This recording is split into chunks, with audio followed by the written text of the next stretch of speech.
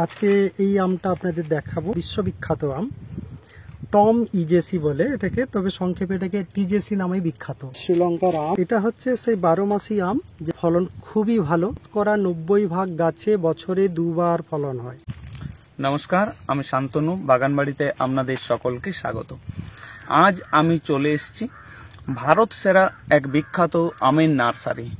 তো এই যে ভারত সেরা বিখ্যাত আমের নার্সারি, এত প্রজাতির কালেকশন আর কোনো নার্সারিতে আপনারা পাবেন না। তো আমাদের সঙ্গে রয়েছেন সুপ্রতিম দা। নমস্কার সুপ্রতিম দা। নমস্কার, শান্তনু দাকে স্বাগত আমাদের আম্রকুঞ্জতে।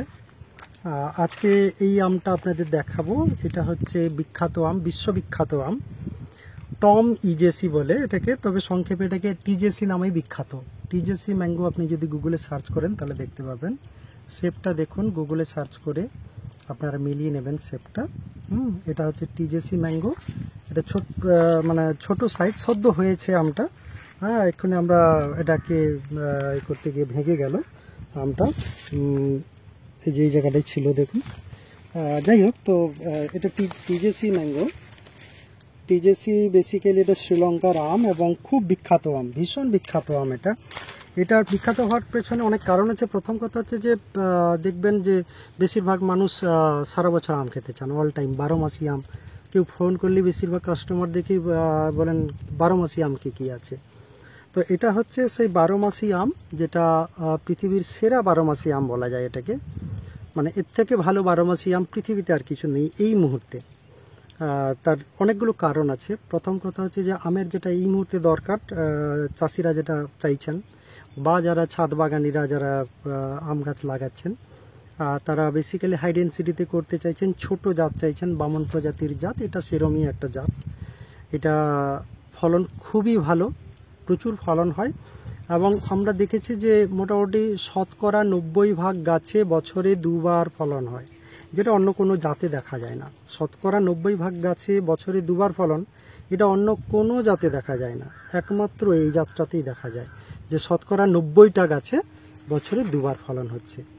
আমটা প্রচুর পরিমাণে এক্সপোর্ট হয় শ্রীলঙ্কা থেকে বিভিন্ন দেশে। তার কারণ হচ্ছে এটার কিপিং কোয়ালিটি খুব হাই। 15 থেকে 20 দিন কিন্তু আমটা পাকার পরে থাকে। এর কিপিং কোয়ালিটি মানে পাকার পরে 15 থেকে 20 দিন এটা রাখা যায়। তো একজন যে ফ্রুট সেলার আছে সে অনেকটা সময় পায় এটাকে বেচার জন্য, যার ফলে প্রচুর দামে বিক্রি হয় আমটা। খুব সুন্দর একটা ফ্লেভার আছে এবং প্রচুর মিষ্টি আম। TSS 22 মানে বুঝতেই পারছেন, আমরা 20 TSS হলে বলি যে প্রচুর মিষ্টি। এটা TSS 22, প্রচুর মিষ্টি আম। এবং আমটা রোগ অসুখ খুব কম, রোগের প্রাদুর্ভাব খুবই কম। হ্যাঁ, রেজিস্ট্যান্স প্রচুর আমটার। দেখুন, বছরে দুবার হয় মানে আমাদের এই ওয়েদারে, ক্লাইমেটে, পশ্চিমবঙ্গ বা আমাদের এই বা অন্য কোনো জায়গাতে, যেমন দক্ষিণ ভারতে এই সমস্ত জায়গাতে তো বৃষ্টি হয়, বৃষ্টির প্রকোপে পড়বেই আমটা।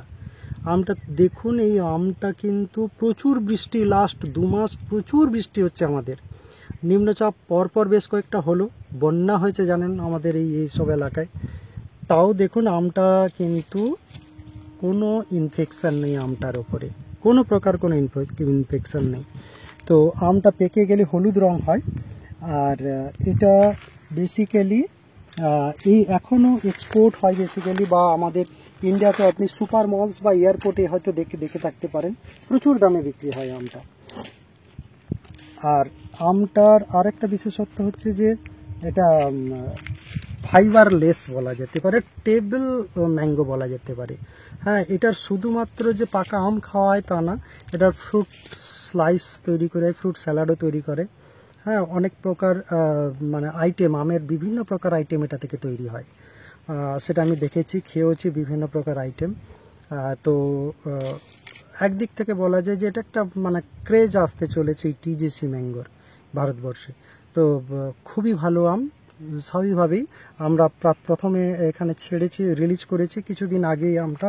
প্রাথমিকভাবে আমরা দাম রেখেছি 1500 টাকা করে চারার দাম। তো ধীরে ধীরে দাম কমবে, আগে থেকেই বলে রাখি। প্রচুর খরচ হয় বাইরে থেকে, ভ্যারাইটি কালেকশান বা ওই সমস্ত ব্যাপারে প্রচুর খরচ হয়, মেনটেনেন্স খরচ হয় প্রচুর। তো স্বাভাবিকভাবেই সেই খরচ তোলার জন্য প্রাথমিকভাবে আমাদের অল্প চারা তৈরি হয়েছে, সেটার জন্য আমরা দাম একটু বেশি রেখেছি। ধীরে ধীরে যেমন প্রোডাকশন বাড়বে সেইভাবে আমরা দাম কমাতে থাকবো। তো যাদের মনে হচ্ছে যে দামটা একটু বেশি হয়ে যাচ্ছে, তারা দয়া করে কিছুদিন অপেক্ষা করুন। মানে সামনের বছর দেখবেন অনেক কমে যাবে। তো 1 বছর জাস্ট পরে আপনি ফলনটা পাবেন, এটাই, আর কিছু না। তো দাম অনেকটাই কমে যাবে। হ্যাঁ, আর যারা নিতে চান তারা বুক করতে পারেন কুইক, কারণ চারা খুবই সীমিত, বুঝতেই পারছেন। কম পরিমাণ মানে চারা তৈরি হচ্ছে। মাদার গাছ ছোট, মাত্র 1.5 বছর বয়সের মাদার গাছ। প্রায় সবেতেই 2বার করে ফলন হয়ে গেছে। ফলন হওয়ার কারণে এর গ্রোথও কম গাছের।